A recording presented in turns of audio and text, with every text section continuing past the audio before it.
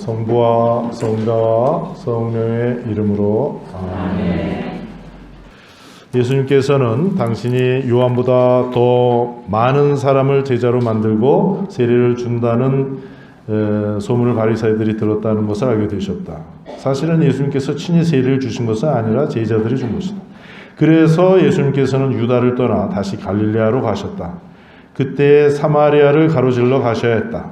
그렇게 하여 예수님께서는 야곱이 자기 아들 요셉에게 준 땅에서 가까운 시카르라는 사마리아의 한 고을에 이르셨다.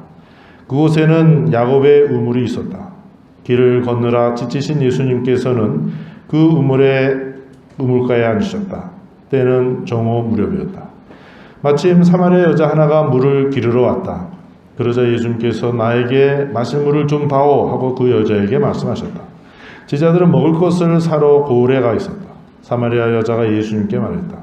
선생님은 어떻게 유대 사람이시면서 사마리아 여자인 저에게 마실 물을 청하십니까? 사실 유다인들은 사마리아인들과 상종을 하지 않았다.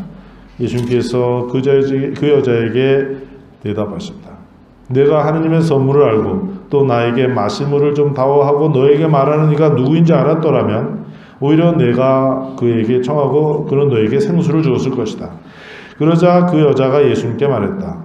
선생님, 두레박도 가지고 계시지 않고 우물도 깊은데 어디에서 그 생수를 마련하시렵니까? 선생님이 저희 조상 야곱보다 더 훌륭한 분이시라는 말씀입니까? 그분께서 저희에게 이 우물을 주셨습니다. 그분은 물론 그분의 자녀들과 가축들도 이 우물물을 마셨습니다. 예수님께서 그 여자에게 이르셨다. 이 물을 마시는 자는 누구나 다시 목마를 것이다. 그러나 내가 주는 물을 마시는 사람은 영원히 목마르지 않을 것이다. 내가 주는 물은 그 사람 안에서 물이 솟는 샘이 되어 영원한 생명을 누리게 할 것이다. 그러자 그 여자가 예수님께 말했다. 선생님, 그 물을 저에게 주십시오. 그러면 제가 목마르지도 않고 또 물을 기르러 여기 나오지 않아도 되겠습니다. 예수님께서 그 여자에게 가서 내 남편을 불러 이리 함께 오너라 하고 말씀하셨다. 그 여자가 저는 남편이 없습니다 하고 대답하자 예수님께서 말씀하셨다. 저는 남편이 없습니다 한 것은 맞는 말이다. 너는 남편이 5이나 있었지만 지금 함께 사는 남자도 남편이 아니니 너는 바른 대로 말하였다. 여자가 예수님께 말했다. 선생님, 이제 보니 선생님은 예언자이시군요. 그래서 먼저 저는 그 예수님의 목마름으로부터 좀 시작을 하겠습니다. 예수님의 목마름, 여기서 보시는 바와 같이 시카르라는 동네 야곱의 우물가에 예수님께서 먼 길에 지치셔서, 성경이 그렇게 얘기하고 있죠. 먼 길에 지치셔서 뭘 타고 다니는 것도 아니고 또 이렇게 저것 좀 잘 먹은 사람이면 영양이 충분해서 어딜 다녀도 좀 덜 피곤할 텐데 먹은 것이 좀 부족하면 빨리 피곤이 오지 않겠습니까? 그러니까 그분이 좀 먼 길에 지치셨다고 털버덕 이렇게 주저앉아서 사마리아 여자가 물을 기르러 나왔더니 나에게 마실 물을 좀 다오. 좀 불쌍한 모습이에요, 사실. 또 왜 정오에 나왔는지 아시죠? 정오에는 뭐 하는 시간이에요? 밥 먹는 시간이에요? 그러면 여자들은 우물가에 와서 그 전에 와서 밥을 준비하느라고 물을 뜨고 사람들 만나서 이런저런 얘기하고 이제 밥 먹으러 다 들어간 시간, 아무도 없는 시간에 이 여자 혼자 이제 살짝 나온 거죠. 그러니까 이 여자가 이제 유명한 사람이니까 좋지 않게 그러니까 사람을 피해서 이렇게 나왔습니다. 그러니까 그런 가운데 예수님께서 나에게 마실 물을 좀 다오. 그러니까 예수님은 누구십니까? 하느님의 아들 아니십니까? 요한복음 20장에 보면은 첫 번째 그 복음을 마칠 때 이 글을 쓴 목적은 예수님은 하느님의 아들이시오. 그래서 그분이 그리스도이시고 이것을 믿고 영원한 생명을 얻게 하기 위해서 내가 이 글을 쓴 것이다. 예수님은 하느님의 아들이신데 그런데 우리와 같은 사람이 되셨다. 그런데 사람이 되시려면은 좀 이렇게 좀 좋은 데서 태어나야 되지 않겠습니까? 좀 성분이 좋아야 될 거 아니에요. 근데 뭐 내세울 게 뭐가 있습니까? 나자렛 저 시골 변두리 거기 뭐 목수인 요셉의 아들인데 목수가 뭐 요즘같이 뭐 무슨 건물도 많이 짓고 뭐 옷장도 새로 계속 만들고 뭐 그러면은 목수일이 많겠지만 거기에 뭐 인구도 별로 없고 목수일이 뭐가 그래 많았을까 모르겠습니다. 어머니도 뭐 우리가 지금 성모 마리아 하지만은 별로 그렇게 내세울 것도 없는 그런 가운데 아주 베들레헴 마옥간에 태어나고 그렇게 사시던 분이었어요. 그러니까 하나님께서 사람이 되셨는데 바로 이와 같이 아주 우리와 똑같은 처지에서 그냥 다른 사람들이 손가락질하는 그 여자 이게 딱 보면 알 수 있잖아요. 사람들이 없을 때 살짝 나와서 물 기르러 온 그 여인에게 나에게 마실 물을 좀 다오 이렇게 청하는 예수님의 모습입니다. 예수님 목이 마르셨어요. 우리는 오늘날 뭘 목말라 하고 있는가? 예수님은 자신이 목말라 하고 있는 모습을 부끄러워하지 않으셨잖아요. 오늘 그럼 우리는 나는 뭘 목말라 하고 있냐? 거기서부터 우리가 좀 같이 출발해 봐야 되지 않겠는가? 예수님은 무엇을 목말라 하셨을까? 물을 마셨어요. 목말라. 그러면은 갈증이 채워졌을 거 아니에요. 그러면은 그 다음에 목이 안 마릅니까?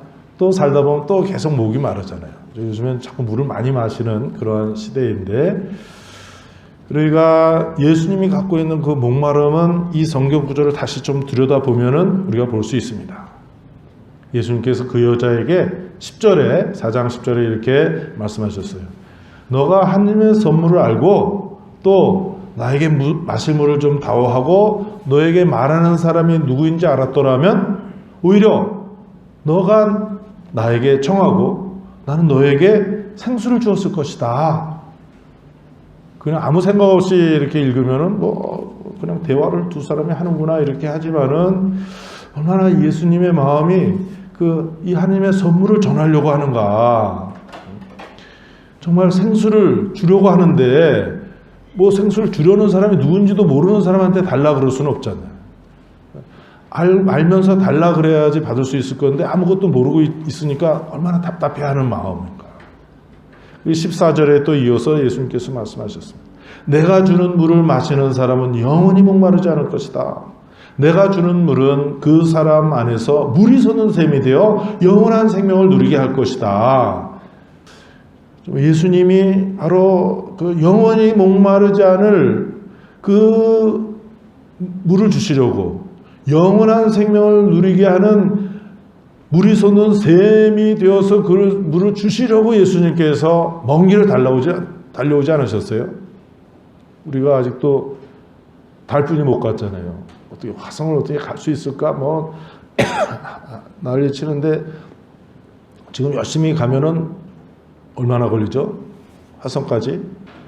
근데 뭐 이 지구가 몸담고 있는 이 은하계 안에 별이 1000억 개가 넘는다면서요. 그런데 이 우주 안에 이런 은하계가 또 1000억 개가 넘는 은하계가 있다면서요. 그러니까 그 멀리에서 하느님이 여기까지 찾아오셨으니 얼마나 먼 길을 찾아오신 겁니까? 왜 오셨어요?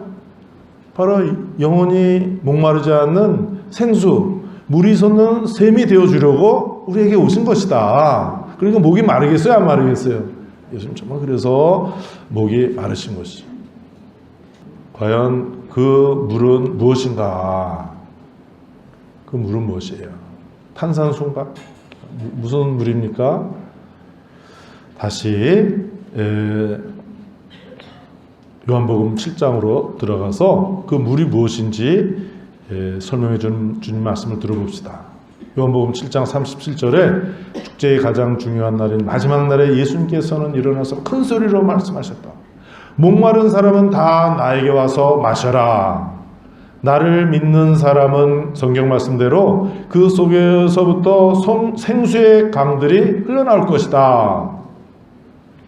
이는 당신을 믿는 이들이 받게 될 성령을 가리켜 하신 말씀이었다. 그러니까 이 생수는 성령을 가리키는 것이죠. 이 생수, 우리에게 영원히 목마르지 않을 물은 바로 생수, 이 성령이다. 저는 가끔가다 이렇게 생각해요. 야, 저 우리가 꿈 같은 세상에 살고 있지 않나. 저는 저희 집에 어렸을 때 요 동네, 요 넘어 가난한 동네이긴 한데 아침에 이렇게 소세 어머니가 뜨거운 물을 그렇게 끓여놓으면 추운 데 와서 마당에서 물 해가지고 그냥 대충 그냥 눈곱만 띄고 어쩌저쩌저 그러면서 막 방 안으로 뛰어 들어갔던 기억이 이렇게 있는데 요즘에는 뭐 실내 화장실에 뜨거운 물, 찬물 이렇게 하면은 뜨거운 물하고 약간 살짝 하면 찬물도 섞여서 나오고 꿈 아닙니까? 꿈? 차도 자동차도 요즘 우리나라에서 만든 가장 싼 차라고 해도 옛날 같았으면은 그런 차 없었어요.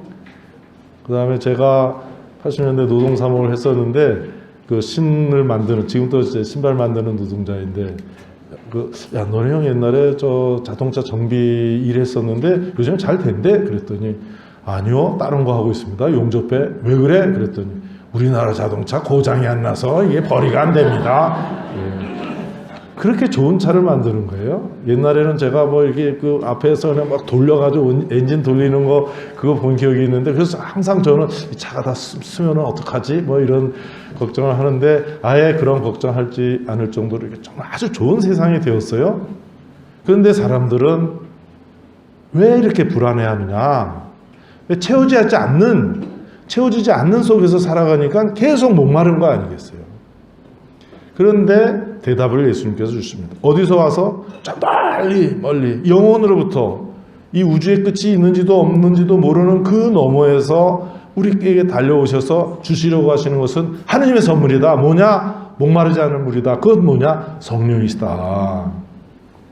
그래서 예수님은 이 목마름 속에서 사시지 않으셨냐? 예수님께서 요한복음 보면은 마지막에 19장에 돌아가실 때 이미 모든 일이 다 이루어졌음을 아신 예수님께서는 성경 말씀이 이루어지게 하려고 목마르다 하고 말씀하셨어요. 끝까지 목마르셨던 거예요. 계속 목이 마르셨던 거예요.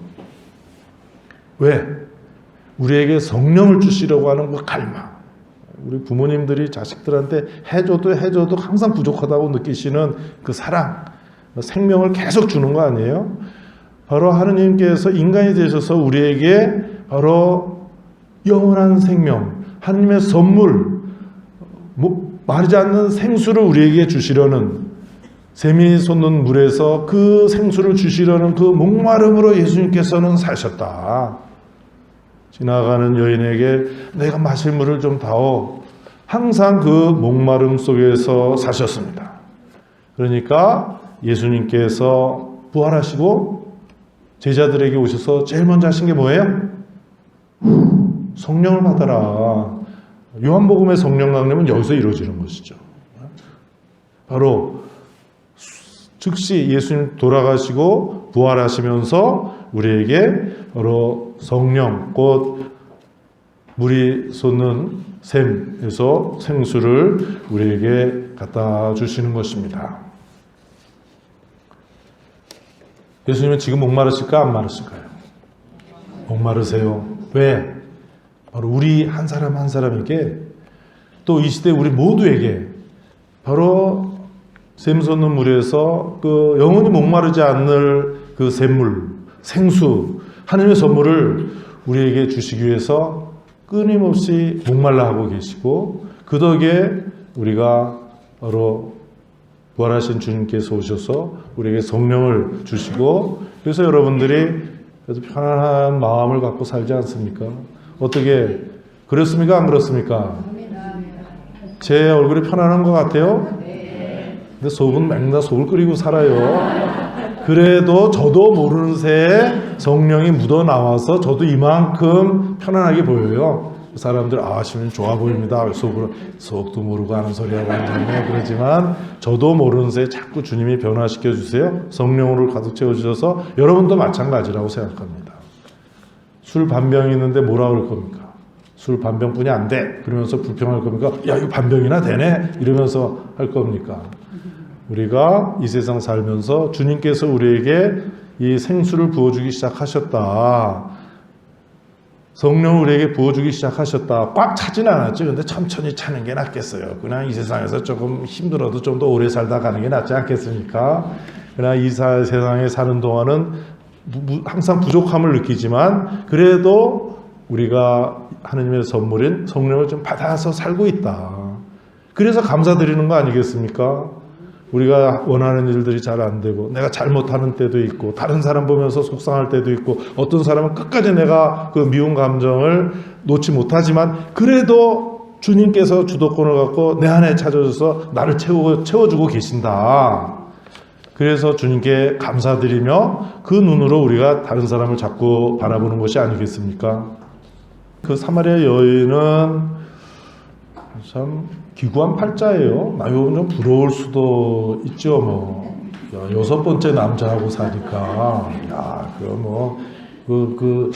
세월이 많이 안 지났을 건데 영화 좋은 영화 또 보고 또 보고 하듯이 이제 그랬을 수도 있겠지만 그렇지 않잖아요. 한번 헤어질 때마다 얼마나 고통스러웠겠어요. 또 다른 사람을 만났을 때 얼마나 기대를 많이 했겠습니까? 그 기대하고 꿈을 꾸고 막 좋은데 그 다음에 얼마나 있어서 또 이 사람하고 헤어져야 됐으니까 또 얼마나 고통스러웠을까. 그리고 여기서 예수님과 대화 속에서 너 지금 여섯 번째 남자하고 또 살지 않냐. 그래, 그럴 때 이 사람의 속은 얼마나 타들어가고 만신창이가 됐겠는가.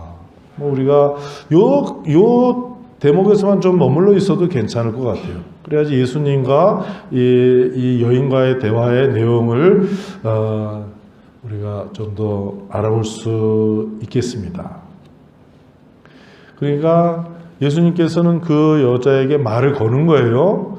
예수님 자신의 목마름 속에서 내가 마실 좀 다오 하고 이렇게 말을 걸기 시작하면서 아니 이게 유대인 남자가 이게 사람같이 여기지도 않는 사마리아 그것도 여자한테 말을 다 거십니까? 뭐 이러면서 말을 걸었는데 그러나 이제 예수님과 대화를 하다 보니까 그 여자가 예수님께 선생님 그 물을 저에게 주십시오. 그러면 제가 목마르지 않겠습니다. 이 여자는 자신의 목마름을 발견한 거예요. 그러니까 그렇지 않습니까? 그러면서 또 물을 기르러 이리 나오지 않아도 되겠습니다. 자신을 돌아본 것이죠. 예수님과 대화하면서 그냥 그런 것도 없었으면 그냥 아무 생각 없이 이 여자들이 없구나. 안 창피하지 않구나. 그래서 물을 담아가지고 그냥 집에 막 그냥 종종걸음으로 그냥 갔을 거예요. 아무 생각 없이 예수님께서 말을 걸었습니다. 나에게 마실 물을 좀 다오. 그러면서 예수님과 대화 내용을 우리가 조금 전에 봤죠. 그러면서 자신의 목마름을 발견하게 되온 것이죠. 우리도 이 대목에서 좀 멈춰 서야 되겠습니다. 다시 한번 우리들의 목마름이 뭐냐, 내가 어떻게 살아왔냐. 만족하는 사람이 어디 있습니까? 그런데 주님이 내 앞에 서 계시지 않습니까? 바로 영원히 목마르지 않을 물을 주시고 계시고 또 주시려고 지금 내 앞에 와 계시는데 그것을 바라보려면은 내가 목마르다는 것을 알아야 되겠다. 예수님께서 하시는 것은 그 사마리아 여자가 자신이 바로 목마른 사람이라는 것을 깨닫도록 하시는 것이다. 다시 한번 봅시다. 예수님께서 그 여자에게 야 가서 너의 남편을 불러 이리 데리고 오너라. 여자가 전 남편이 없습니다. 너 남편이 없다고 했지? 맞아. 너 남편이 5이나 있었지만 지금 함께 사는 남자도 남편이 아니다. 예수님 그 여자에 대해서 관심이 많았던 것 같아. 이렇게 잘 알아? 아니면 이 여자가 아주 유명한 창녀였을지도 모르겠어요. 창녀라고도 이렇게 봅니다. 그러니까 그러면서 자신의 예수님께서 자세히 들여다보는 것이죠. 그러니까 모르겠어요. 저는 성당 다니니까 다 잊어버리고 뭐 일상생활 다 잊어버리고 하나님만 생각하자. 거기서 과연 하나님이 찾아지냐? 내 인생의 역사를 좀 바라보는 거 쉽지 않죠. 고통스러워요. 그러나 그걸 자꾸 들여다보면은 거기에서 바로 이처럼 나에게 다가오시는 내 역사 안에서 하느님의 은총을 바라보고 바로 인간이 되신 하느님의 아들 예수 그리스도께서 나에게 다가오셔서 나하고 대화하고 계시고 내 인생의 동반자가 되어 가시고 그래서 내가 인생을 어떻게 살아가야 될지 모르는데 그 좋은 목적지로 나를 이끌어 가시는 주님을 바라보게 되고 그러면서 영원히 목마르지 않을 샘물 샘이 솟는 물에 샘 솟는 그 생수를 우리에게 가져다 주시는 주님을 만날 수 있는 것이 아닌가. 그러니까 저는 바로 예수님께서 우리가 예수님을 만났을 때 예수님의 말씀을 자꾸 들으면서 우리 자신은 바로 하느님께서 주시는 그 영원한 선물, 영원한 목마름을 채워줄 수 있는 생수를 필요로 하는 사람이다 라는 것을 깨달을 수 있어야 된다. 예수님과 대화를 통해서 그 여인은 그 목마르지 않는 물, 그 사람 안에서 물이 솟는 샘이 되어 영원한 생명을 누리게 할 물을 달라고 예수님께 청하죠. 선생님, 그 물을 저에게 주십시오. 그 물을 영원히 목마르지 않은 물, 물이 솟는 샘이 되어서 영원한 생명을 누리게 할 물을 달라고 청하십니다. 그러니까 이 여자에게 아무 생각이 없는 여자에게 이 어둠 속에서 정말 팔자 세게 태어난 이 여자에게 바로 우리가 그렇게 받은 그리스도가 벌써 그 여자에게 말을 건네시고 진리를 깨닫게 해주셨습니다. 그 짧은 시간 동안에 이루어진 일이에요. 우리의 인생, 긴 인생 속에 살아오고 또 우리 교회, 그리스도의 몸인 교회 안에 발을 들여놓은 지 오래되었습니다. 우리 안에 이미 이루어진 일이에요. 그것을 바라보자.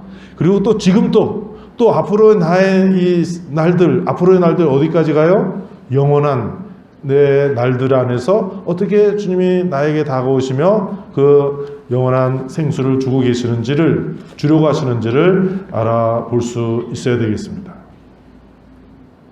누구나 다 목마른 사람들입니다. 하느님을 떠난 인간, 목마르지 않습니까? 목이 마를 수밖에 없죠. 성령께서 천지 창조 이전에 성부와 성자와 함께 계셨습니다.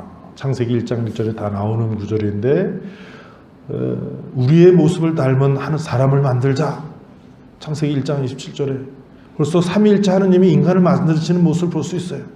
창세기 2장에 나오는 창조 그 다른 버전에 보면은 하느님이 숨을 불어넣지 않습니까?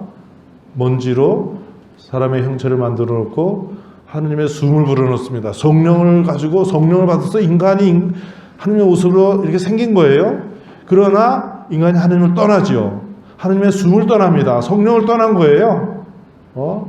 그러니까 숨이 없으면 죽는 거 아니에요. 죽은 것처럼 살아가는 우리들에게 주님께서 우리에게 예수님께서 왜 오셨냐? 바로 우리에게 바로 하느님의 숨을 다시 불어넣어 주려고 하는 것이다. 창세기 2장의 그 이야기를 그냥 창세기 2장 이렇게 우리를 창조하셨구나 그렇게 해서 끝나면 안 되겠습니다. 그렇게 하시던 하느님 오늘 예수 그리스도 안에서 나에게 숨을 불어넣어 주신다. 여러분들 과거에 살던 삶 그냥 그거 아니면 죽는다고 막 달려가던 그 삶이 그렇지 않구나 하는 것을 깨달으셨잖아요. 그러니까 지금 여기 와 계시는 거 아니에요? 하느님의 숨을 하느님께서 여러분에게 숨을 불어넣어 주셨다. 그러나 우리가 시간 속에서 사는 만큼 계속해서 그 영원한 하느님의 숨, 곧 성령을 받아야 우리가 살 수 있는 거다. 그래서 우리가 함께 이 자리에 있습니다. 하느님을 떠난 인간, 또 하느님의 아들 예수 그리스도를 모르면서 살아가는 인간. 그럼 뭐예요? 그냥 인간으로 끝나는 거죠. 동물인지 사람인지 이게 하느님의 아들인지 딸인지 구별 못하면서 우리 살아가지 않습니까? 오늘 현대가 동물 좋아요. 근데 사람하고 동물하고 구별하고 있는가 안 하고 있는가 좀 한번 봐야 되겠습니다. 어떻게 구별할 수 있어요? 인간은 하느님의 모습으로 창조된 존재일 뿐만 아니라 성령으로 말미암아 예수 그리스도 하느님의 아들이신 예수 그리스도와 하나 되었으니까 얼마나 인간이 위대한가. 누구나 다. 그래서 나도 하느님 앞에 소중한 존재이고 위대한 존재이고 하느님 때문에 내가 만나는 사람들도 그 신앙의 눈으로 볼 수 있어야 되지 않는가. 그래서 우리가 사실은 내 자신을 바라보거나 내 가족을 바라보거나 나의 이웃을 바라보거나 멀리 있는 사람을 보면서도 우리도 목마르지 않을 수 없다. 이 여인처럼 우리의 목마름을 다시 우리도 깨달을 수 있다. 또 더 나아가서 예수님의 목마름에 우리도 동참할 수 있는 것이 아니겠는가. 그 물을 마시는 삶, 우리가 계속 물을 마시면서 살아가는 것, 그것은 성령을 따라서 살아가는 삶입니다. 우리 크리스찬이라고 하는 거 뭐예요? 그리스도의 사람들, 기름 부음 받은 사람들, 성령의 사람, 예수 그리스도, 성령으로 말미암아 잉태 태어나시고 성령으로 세례를 받으시며 성령이 내려오셨음을 보여주시고 성령이 나에게 길을 보이셔 가난한 사람들의 복음을 전하게 하시고 예수님 온 세상 생애 안에 성령이 함께 계시고 돌아가실 때도 숨을 내뱉으셨다 하면 성령이 함께 하셨습니다. 그러니까 우리 그리스도 신자는 예수님과 하나 되어서 우리 성령을 따라가는 사람들이에요. 바로 이것이 교회입니다. 성령 안에서 살아가고 성령의 힘입어 하나님을 아빠 아버지라고 부르고 왜? 하나님의 아들 딸이니까. 인간의 아들 딸 인간이요 아니에요? 여러분 아들 딸 인간이요 아니에요? 우리는 하나님의 아들 딸이야. 그럼 뭐예요 우리는? 하나님이에요. 창조된 하나님, 구원된 하나님, 하나님의 아들 딸이니까 성령으로 말미암아 이루어진 일입니다. 성령을 따라서 살아가야 되는 거예요. 그것이 바로 영성생활이다. 스피리추얼 라이프라고 그러잖아요. 스피리추얼 라이프. 스피릿이 뭐예요? 하나님의 성령을 따라서 사는 삶, 영성생활이다. 어떻게 보면 새롭지만 어떻게 보면 새롭지도 않은 것이고 우리가 이 하나의 공동체를 이루면서 우리가 같이 모여있는 거 굉장히 중요합니다. 저는 이렇게 베드로 광장에 거기 교황님과 그 주교, 신부, 수녀, 평신도 다 같이 모여있고 또 이렇게 대륙을 달리하고 피부색도 다르고 언어도 다르고 그런 사람이 다 함께 모여있지 않습니까? 너무 아름다운 모습이에요. 이렇게 모여있는 데가 어디 있어요? 유엔에 가면 모여있습니까? 거기 맨날 싸우는 데인데 어디에 모여있어요? 축구장에 가면 모여있습니까? 서로 적인데 잘못하면 또 싸우고 또 죽기도 하고 세상에 그 자리뿐이 없어요. 성령께서 함께 모아놓은 교회, 성령 강림 때 내려오신 교회가 오늘도 계속되는 거 아니겠습니까? 바로 그 교회의 삶, 교회 안에서 우리가 누리는 은총의 삶, 성령을 따라 사는 삶이고 우리 한국식 표현으로 이승과 저승에서 하나님 교회 안에서 안방과 건너방 다 같은 집안이겠어요. 우리가 계속해서 추구하는 삶이 바로 이것이고 감사드리고 여러분들 또 새해 맞아서 무엇보다 영육간에 건강하고 무엇보다도 성령으로 충만한 삶을 우리 함께 살아가도록 하겠습니다. 감사합니다.